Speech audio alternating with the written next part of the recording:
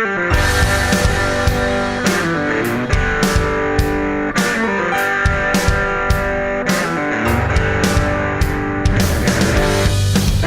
to the Down South Hunting Podcast. This is your host, Mike Higman. Unfortunately, my co-host, Adam Cruz, could not get together with me for this intro, but I didn't want to hold on to the episode any longer. We want to go ahead and release it so you guys could listen to it. We had a great time doing it. We interviewed Jeff Bryant.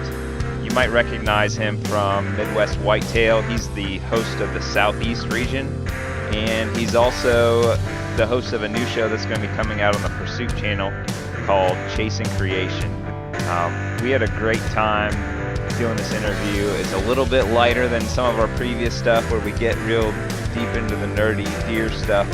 We talked to Jeff about how he got into hunting, some of his tactics and strategies, and also what he's got going on with the show right now.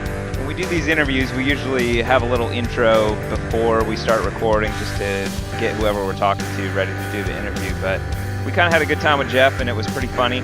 So I decided to just leave it in there for you guys, and we're just going to jump right on into the interview. So here we go. What's up, man? Hey, fellas. Y'all fellas doing good? Yeah, you? Excellent. My tummy's full of some spaghetti pie down here in the south. All right.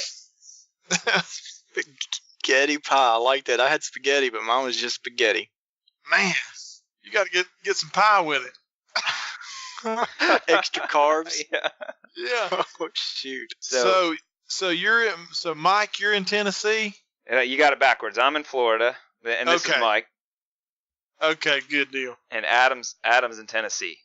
Okay, gotcha. And I know you're from North Carolina, right? That's right. Well, I'm up here near Charlotte, about 20 miles. Okay. I thought you were down close to South Carolina, but I guess not. Well, I am. Charlotte is not far at all from the line, but we're 20 miles to the west, and the line is right really here in our backyard. So apparently, given my comments I just made, I didn't know it's right next to the line. I wasn't going to say anything.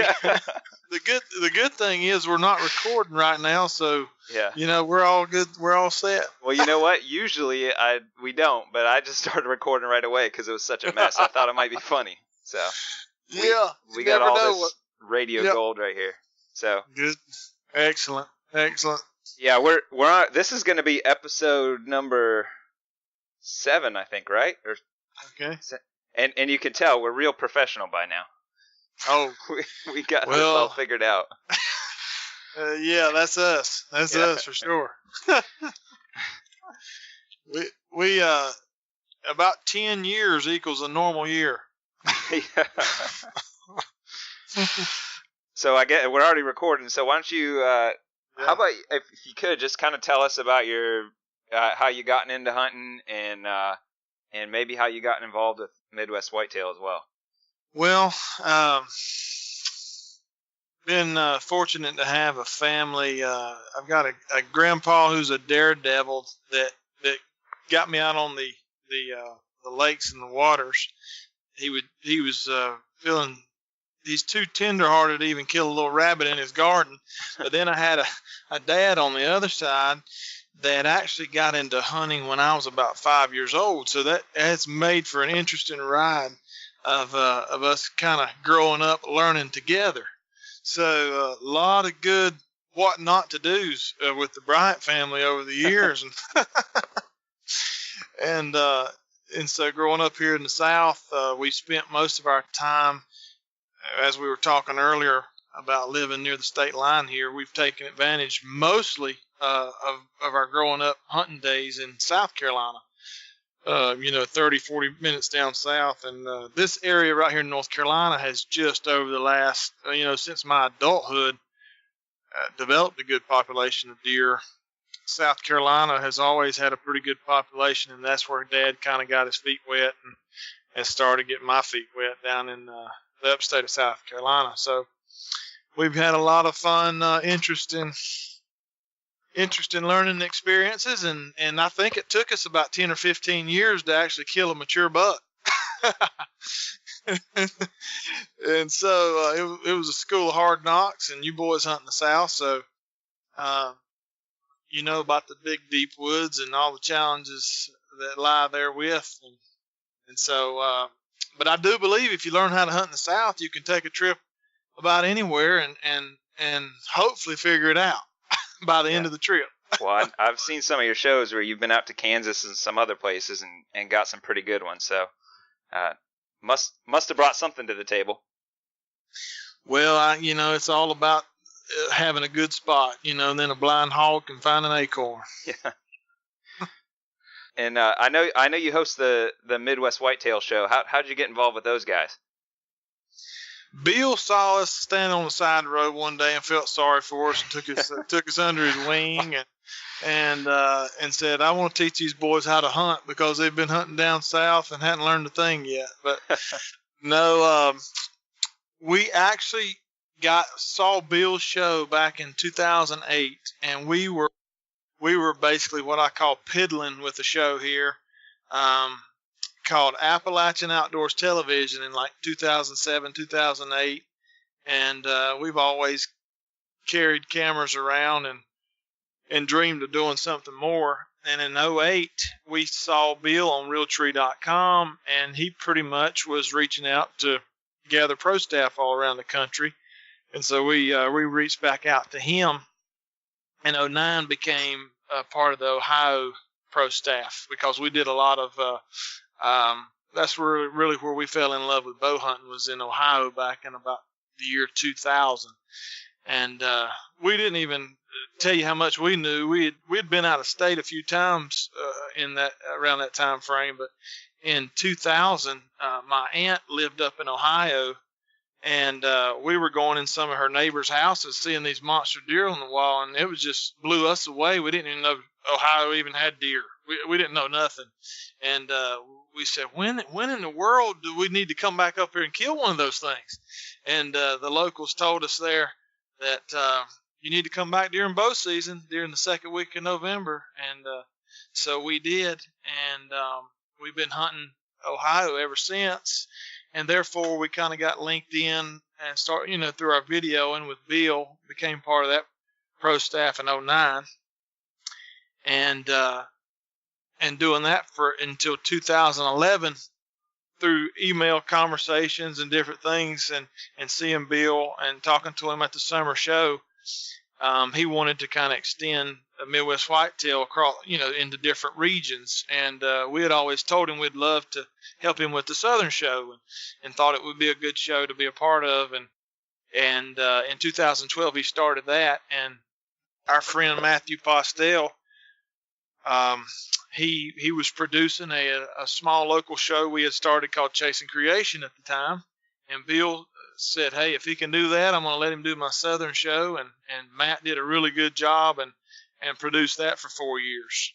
So 2012 through 13, 14, 15, Matt produced that, and right on. And I continued to host it there on out. So we've had a great time with Midwest Whitetail. It's really opened a lot of doors, and Bill has just been super nice, and he's just an upstanding guy and just one of the most knowledgeable hunters that I know of, and I really learned a lot of my hunting and things that I've taken has come from Mr. Winky. He's been a really good contact and friend to us. Well, I'm a big fan of the Midwest Whitetail show, period, but I was real excited when I saw that there was a Southern show as well. It's a little bit different hunting down here than a lot of the stuff up on his farm. So I like watching that stuff, but it's cool having something a little more relatable as well. Amen. Yeah. We've threatened to make him come down here and try to produce some of the shows he's been doing up there. Yeah. I have a feeling he might do all right, but maybe not kill the same caliber as deer as he's getting up there. Yeah, he would do just fine. I know he's done some hunting down south, so he knows all about it and the challenges. So he's a hunter there. He's a hunter everywhere. Well, we're in the middle of summer right now, and I'm getting antsy for deer hunting already. I wanted to ask you about what kind of stuff you might be doing to get ready for this next season, as far as property and scouting and that kind of stuff, what do you typically do when you're getting ready for a deer season? Well, just this past Saturday we were out, and we're right now there this summer in particular. Our local show I was telling you about earlier called Chasin Creation, we've had the opportunity to take that to the Pursuit channel the third quarter of this year, and another streaming network called Gen 7 Outdoors the third and fourth quarter. So we're excited about doing that, and so this summer has kind of been a tizzy. And interviews, voiceovers, and extras and things, and talking and dealing and helping and working with sponsors. So at a bigger level. So that's pretty new to us this year on that level. So it's thrown us in a tizzy, and that's why I was on the tractor here, middle of June, putting in spring food plots this year. So we don't want nobody to know that, but yeah, that's what I was doing, and so we're going. Luckily, got a rain. We got a rain this afternoon, and so maybe to get them jump started, and we'll have some cloudy, cooler days. But our southern summers, as y'all are aware of, are not a ride in the park. So, what am I going to be doing this summer? I'm going to try not to melt. I'm going to be in the swimming pool. I'm going to head up to the mountains, and I'm going to try to stay cool. But a lot of times we'll do what a lot of folks do and try to have a lot of mineral sites out there, a lot of cameras running. With the South having so vast of dense woods, and in this particular area right here, a lot of pine thickets, a lot of small hunting leases, not a ton of just huge tracts. So you got a lot of timber management going on, and just a lot of thick pine thickets and big hardwoods and cutovers that have just been, the pine plantation been cut. So you got some real thick areas, and so we're just trying to run as many trail cameras as we can on these mineral sites and locate what deer we have, and it might not necessarily mean they're going to be around in the fall, but we know the general area where they're going to be, and we are fortunate to have a place or two that can hold them there year round. So we're just using those trail cameras to find out where these guys are. But how many acres do you have there in North Carolina where you hunt? We actually in North Carolina have several small tracts of property to hunt. I'm talking anywhere from 70 to 200 acres is an average tract we hunt here in North Carolina. Right off the bat, I can't think of any large ones. Our one of our favorite tracts to go to is about 40 minutes south here in upstate South Carolina, and it's on the French Broad River. And it's got a diverse lay of the land there on the river bottoms, pastures, hardwoods, and it also has some areas that have been timbered, has come back pretty thick for some really good bedding area. That being actually some of our favorite spots to hunt here because of everything being so tight and so wooded, that some of our favorite areas to hunt here are those fresh cutovers, probably anywhere from 2 to 4 years old.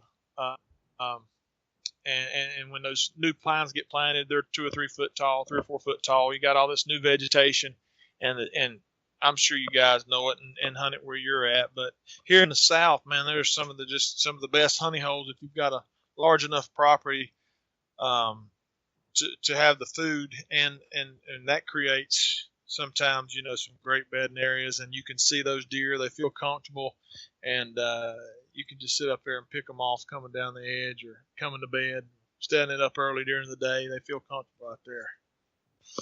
I've got a new property I'm going to be hunting this year, and I'm excited. They're going to be doing, I think, 200 or 300 acres of clear cut, but there's still going to be quite a bit left over. So I think it ought to be pretty good the next couple of years. Oh man, some of my favorite southern mornings in South Carolina over the years. You can look back and it's just one of those good, clear, crisp, frosty mornings on one of those big open 2-year-old, 3-year-old cutovers, and deer just start popping out of nowhere, coming out of the holes. One of our key ingredients to our deer hunting is pressure here in the South, and or you could call it a lack of pressure, because we're not camping out in these woods that we're hunting, and we're not going down there hammering and building stands and running a lot of equipment, even though that is called for at times. We do run tractors, and we're going to get in there and get our places bush hogged and sprayed, and areas prepped for the fall food plotting. But we're not going to go in there and cause a lot of disturbance and go in and out. When we do check our trail cameras, we try to be real cautious and fix it to where either we can drive up in a truck and or a golf cart. A golf cart is probably one of our favorite ways to sneak around up here in upstate South Carolina, North Carolina. Electric golf cart. Let me stress that. Not gas power. Electric. So like a legit golf cart. We're not talking like a bad boy buggy. We're talking golf cart. It's my redneck version of a bad boy buggy. So, but just being quiet and being able to sneak around has provided some good success for us, and just not pressuring these southern. I call them they're southern weary deer around here. They're skittish. They seem to be scared. They seem to be spooky, and no matter where we're at, and it seems like the farther west we go, the less spooky they are. But really, it's probably just the fact that they can see so far, and you can see them and get a game plan on them, and you can't really do that here. I'm curious, do you lease most of the property you're hunting now, or is it access that you've gained by permission? Are you doing a lot of public land hunting? What does that look like? There is a really huge national forest in upstate South Carolina that we have never even tapped into. We've been just blessed through friends and contacts and folks that we know, and just not being scared to ask folks, and not being scared to get in there and be part of their family and help them get hay up or help them on a farm or whatever it may be, because hunting is more than just getting out there and killing. To us, it's a lot about relationships, developing friendships, and helping being friends and family to folks, and not only that, but passing this heritage that we love right on to the next generation, and that's kids and people kids that we've got involved with through an organization that we're actually involved with called Cross Trail Outfitters. And basically you get kids out in the outdoors and get them off the iPads and introduce them to a whole new spectrum of life, and then we get an opportunity to share our faith with them at the same time. And it's just to become a hero to them, put them on a fish, a deer and turkey, and they're ready to listen and be led in the right direction. So that's where we're at, and we're loving it and having a good time doing it. So how many properties do you have up there in Ohio that you're hunting on? In Ohio, we I told you back in '99 we went up there, and there's a lot of stories that could be told there about obtaining permission and going down there the first day, and the old farmer pointing to a good spot there on the creek, and Dad stepping in the tree that evening and killing a nice Ohio buck in his first afternoon of the hunt. First 10 minutes, we hunted these southern deer, so close to 140-inch deer was an absolute. I mean, that's a nice deer anywhere, but then for us in 2000, that was just a world-class deer. Going up there over the years, that we don't have 1,000 acres here and there. We've just got a few small 100-acre tracts, and really you don't even need that much if you've got the right land. And that particular property, it's got a major creek flowing through it. It's got the crops, and it's got probably 20% timber, the right fingers, the right land leading to the right thickets on and off the property, and it didn't take a lot of land in the right place. No doubt, I agree with that 100%. One thing I'm interested and curious in is, are you a full-time 100% hunting, or do you have a job that goes along with that, or how does that work? In my mind, I'm 120% full time. You sound like you are. But over the years, I was actually in law enforcement for 15 years. And actually that job and that career was a godsend. Actually being out and having freedom and meeting folks is always great. And I met a lot of folks I didn't want to meet, but met some folks I did.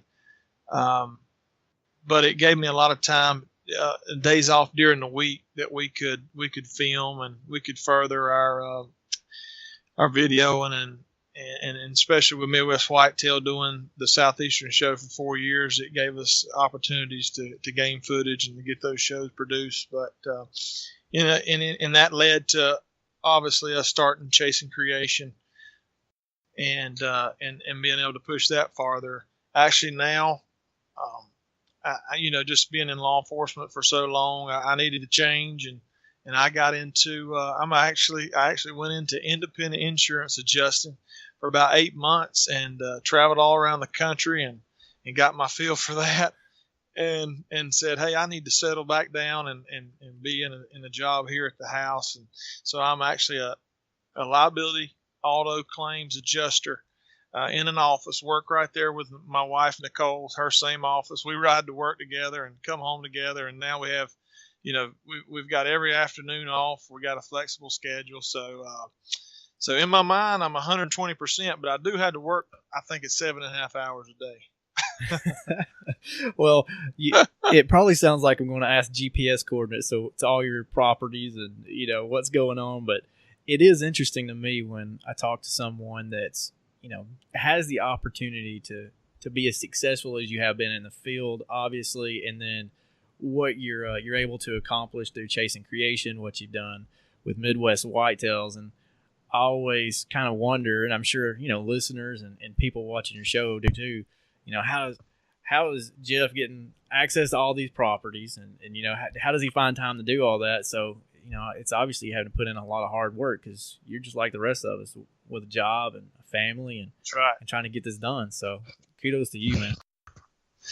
Well, I appreciate it. I tell people all the time, the good book tells us that the Lord knows the desires of your heart, and he knows that I need that time in the woods, and he really has. The good Lord has blessed us with some great friends across the country and been on some great experiences, opened some great doors, and got to enjoy God's creation and being out there and being able to soak it all in and recognize the Creator has been the most magnificent part of it, and love every minute of it. We want to do more of it, and just some of my favorite places, obviously, and I tell people this all the time. For us to go to Kansas, New Mexico, Saskatchewan, Ohio, Kentucky, different places across the country over the years and to see the animals that are out there, it's definitely a different class of animal. But no animal on earth gets me as nervous as a mature southern buck. And I think it's just because I grew up here. I know how weary they are and how hard they are to kill. And then when one finally steps out, it's like, no way. I'm really not seeing this right now. And then you got a camera rolling, and then sometimes, it might just be one of us. Somebody's having to work, and we're having to self-film, and that takes the ante up even more and makes you even more nervous. And these southern deer, man, they just the sights and smells of every hunting experience that you've grown up experiencing just kind of comes back when you're in the South where you grew up and cut your teeth. And these southern deer still get me all riled up, I'm telling you. Jeff, you were talking about coming up earlier through the School of Hard Knocks. Maybe can you give us an idea of maybe some mistakes you've made and some common mistakes you think hunters make? Something that maybe we could all learn from? One of the most common mistakes I think southern hunters make as a whole is shooting young deer and using the excuse that, well, this is a small lease, he's going over to the next property and they're going to shoot him over there anyway. So I think the South is doing good, particularly North Carolina and South Carolina here where I live. They've made some steps on buck limits. North Carolina went down to 2 bucks, which is still liberal for a lot of other states, but from coming from 4 and 5 bucks, a year, limiting that number of bucks, encouraging mature bucks to be shot, and South Carolina is doing the same thing this year. With they've actually upped the price on some tags, and I know a lot. This is going to discourage a lot of tags. They're making baby steps, but that's one of the common mistakes made here in the South that they're on the right track with. Another common mistake is one that we made for years that we've already discussed tonight, which is entering and exiting the stand and bumping deer and just ruining a place, your first and second times in there, not keeping it fresh. So I just really believe if a man can pay a close attention to his scent and his clothes and enter and exit a stand, then he's going to be a lot more successful. And we particularly, some good friends of ours and actually a partner of ours on Chasin Creation, Mitchell Johnston, Dead End Game Calls. He's a world champion turkey caller. He's come out with the odor zone that is just that has become one of our favorite, and that's the product we use before we go in. And of course, we pay close attention. We wash our clothes and his product as well, and we're not storing it there in the house. We store our clothes out in a separate unscented area that is not able to get a hold of any human scents or outside scent. So we pay close attention to that, and I think most folks just overlook that and they're just ready to get in the woods. But I think if you're going to up the game and get the wall full of decorations, I think that's some things you got to pay attention to. What are you doing for scent storage? You said it was outside the house. Are you putting it in totes, or do you have one of those? It's like a scent crusher bag, or what are you guys doing there? I've got a scent lock bag that I keep the actual wear there that's been washed, and then things that I'm not wearing, depending on what season is, I still keep that in the big totes and keep that out in my hunting area. Jeff, can you give us a couple items that you think might be most important to your success for hunters in the South?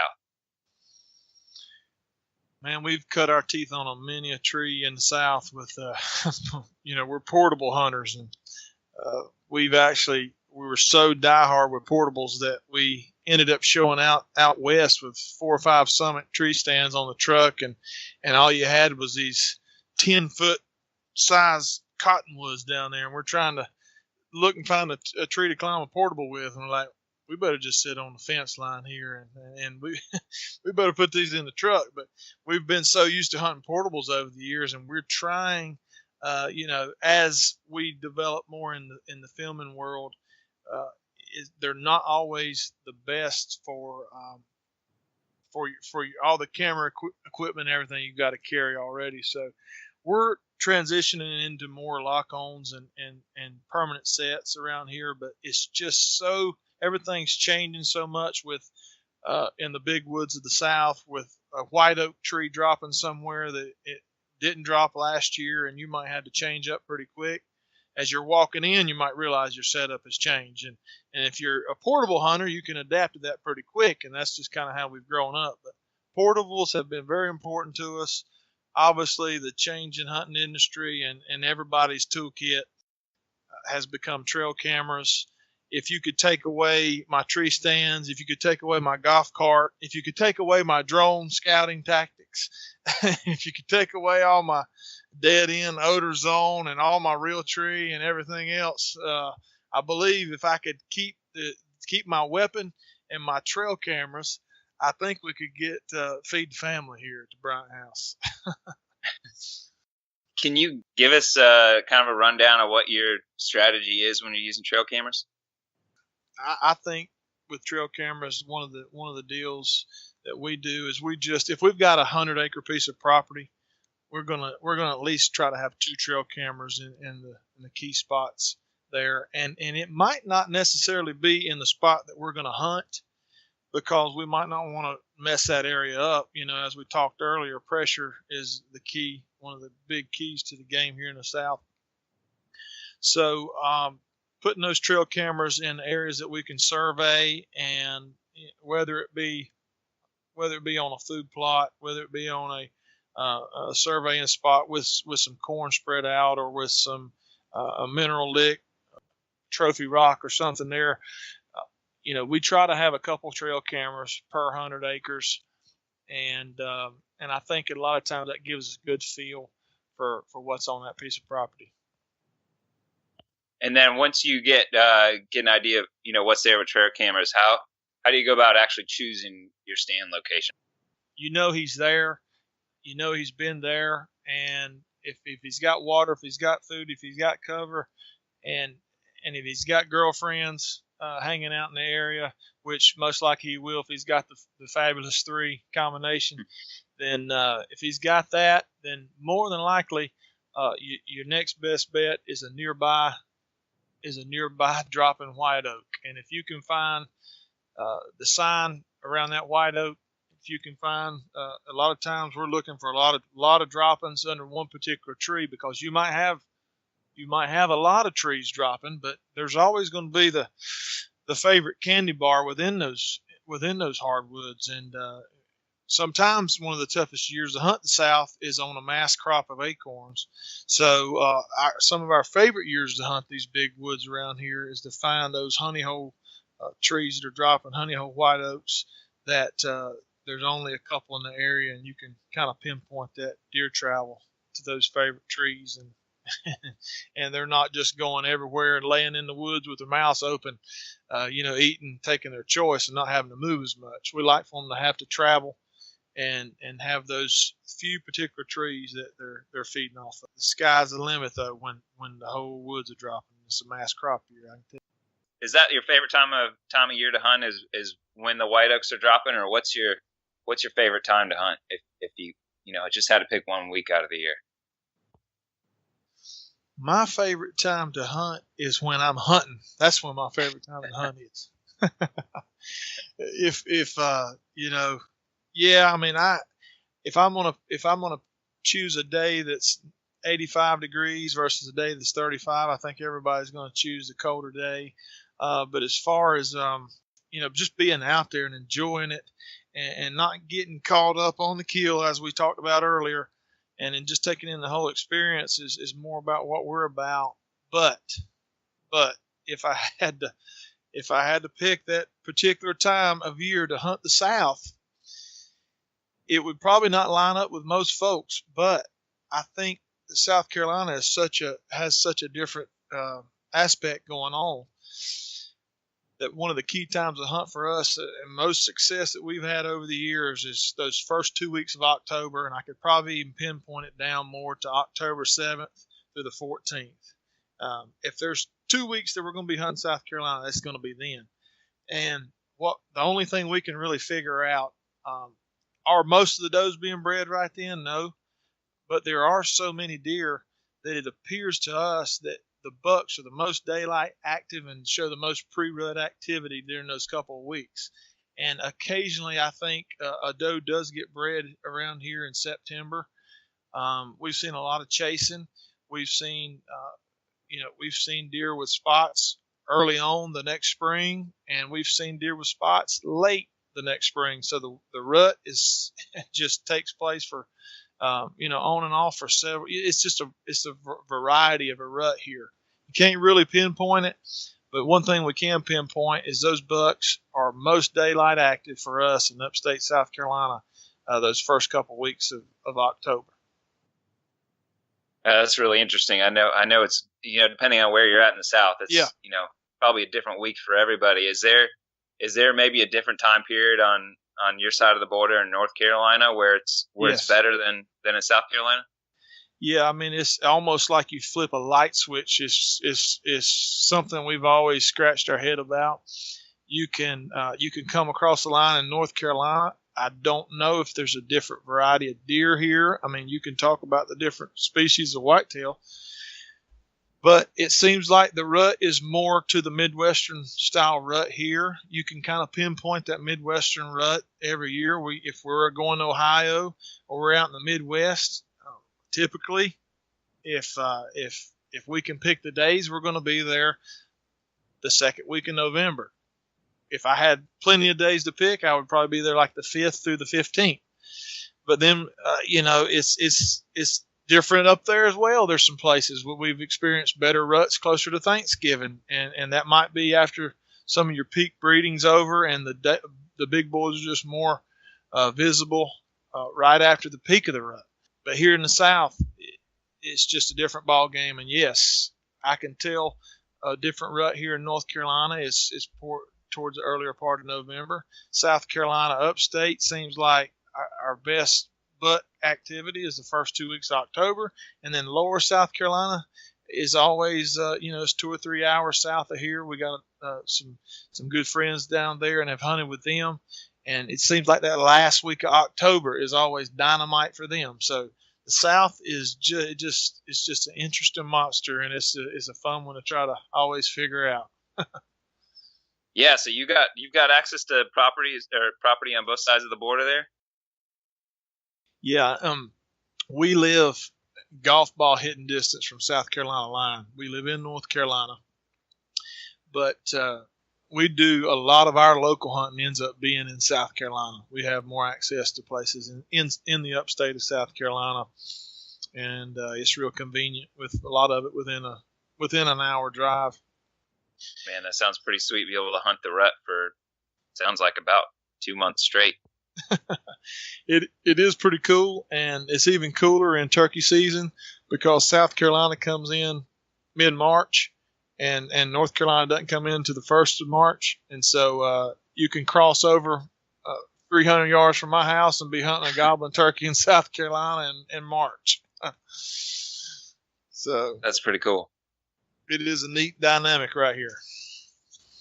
What advice do you have for a beginner hunter, someone that's just getting into the sport? I know you talked about, pieces of advice or talking about mistakes that hunters make, but let's think about it, the hunter that is just now getting into the sport. What piece of advice would you give for them? This is not a plug. I'm not getting paid to say this, but really, in all honesty, if a hunter is just starting out, first of all, I would tell them to get with an experienced hunter and sit down and take them to breakfast and take them to lunch and just glean off of all those years of experience and all those years of, you learn a lot by making mistakes. And if somebody's been hunting for a long time, I can guarantee you a deer has took him through the ringer a time or two, or a turkey, or whatever it may be. But hang out with these people who have a lot of experience, and you can learn a lot more by listening than talking. And just do a lot of listening and get around a lot of conversations and find somebody kind of to mentor you. And, I've probably learned more about deer hunting since 2009 from Midwest Whitetail. It's just amazing because it's all different parts of the country. And like we've talked about earlier, there's some good experts on there. It's semi-live is really what kicks the bucket on the whole deal for the good. You can find out what's going on in different parts of the country almost live. So if the rut's starting to kick good in Illinois, you're going to know within 2 or 3 days that it's starting to kick. You're going to see the action going on. But if you're going to different parts of the country, make a lot of phone calls, do a lot of research, and I would say take advantage of the modern technology such as trail cameras and drone scouting and topo maps and aerials, and do a lot of studying. Don't necessarily, you can learn a lot by walking around the woods during the right time of year, but we do a lot of our scouting during turkey season. You're tromping around the woods and you're seeing stuff that you never even dove into during the deer season. So get out and learn a lot, and it's fun learning, and it's fun making mistakes in the woods. And even though it can be frustrating, it's I would say don't get out there and take it too serious, because when it all comes down to the end of the day, the creator is letting you be out there and enjoy it. And if you're enjoying it, you got good health. And if you got good health, you need to take advantage of it and just take it all in. And at the end of the day, it's a deer or a turkey. It's not life threatening, but it can be life changing. And it's always great to bring that animal home like we do, and just relive the hunts. And as we're experiencing the blessing of putting that on the dinner table, so just a wonderful outdoor experience to be a part of, and enjoying what the Creator's given for us. Amen to that. Amen. I think that's a good place to tie this up. Man, I hope we can get this audio edited up clean, because I think we got some good content here. So I apologize to any listeners if maybe the audio wasn't so great. We were dealing with all kinds of stuff in the background here, but I really appreciate Jeff. Dude. I really appreciate Jeff coming on and talking with us. Adam and I put a list of guests together. I didn't tell you this earlier, but we put a list of guests together when we first started talking about the podcast, and you were one of the first names on the list. So I appreciate you coming on with us. It's a privilege, man. Thank you guys for the opportunity. What's the best way that people can get a hold of you, and where can they see some of your content going forward? Well, we're trying to keep everything updated on Chasin Creation's Facebook and Instagram and Twitter, all the social media networks there, as well as our website, chasincreation.com. We've had some neat opportunities come open here of recent, and we're going to be airing on the Pursuit channel beginning June the 30th for 13 weeks. We don't know the airtime at this point, but chasincreation.com will have everything. We'll keep everybody up to date on those networks, and we're going to be airing 13 shows there, as well as Gen 7, which is a new streaming network that can be found on Roku, and it's going to air the third and fourth quarter this year. So we're excited to be getting a lot of content out there. And we're going to be putting it on Vimeo and YouTube and our website as those following the airing of those episodes. Oh man, well that's exciting. That's something to look forward to this fall. Just keep your eyeballs open for CTO over the next several years. I think the good Lord's got His hand behind it, and it's going to spread like wildfire. Man, that's cool. Youngest. Amen to that. Amen. All right. Well, like I said, thank you so much for coming on. Thanks for dealing with our technical difficulties. And Adam, you got any final words? No, Jeff, we just really appreciate you taking the time to talk with us tonight. It's been my pleasure, fellas. It's always one of my favorite topics of discussion. Obviously, we're into it. See you, fellas. Well, we had a great time interviewing Jeff. I hope y'all were able to enjoy listening to as much as we enjoyed recording it. I just wanted to let everybody know that since we recorded this in the last week, they announced that the show times for Chasin Creation on the Pursuit channel, it's going to be starting on June 29th, and it's going to be on at 12:30 p.m. That's going to be every Thursday for the next 13 weeks.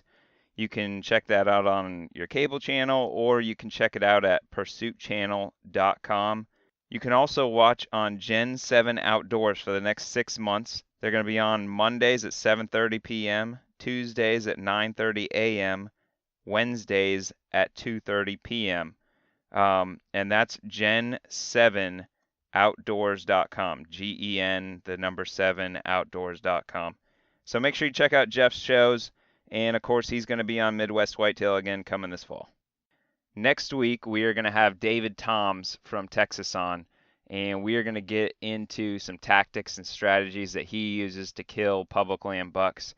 And I know that's going to have some really good information in it. I know y'all are going to enjoy it. So that should be out next week.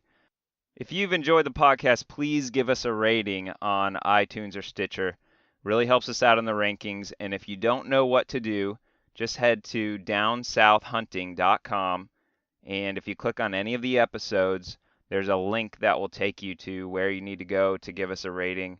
You don't need to write a whole paragraph, just a few words about what you think, and please give us a 5-star review if you enjoy the podcast. We are up to, I believe, 11 ratings on iTunes. So when we hit 20, we're going to be giving those 2 bags of coffee out from Grizzly Bean. And I think we are only at 1 or 2 on Stitcher. So if you're listening on Stitcher, please give us a review there. It'll help out a ton. Everybody go to grizzlybean.com, order some coffee from Adam, and head over to huntinggeardeals.com as you're looking for gear, getting ready for the season. We've had a few people reach out to us on social media, and we really appreciate that interaction. If you have any ideas for the podcast or suggestions or anything like that, please let us know. We're on Twitter, Facebook, Instagram. Just look up Down South Hunting and you'll find us. Thanks so much for listening, and thanks for all your support.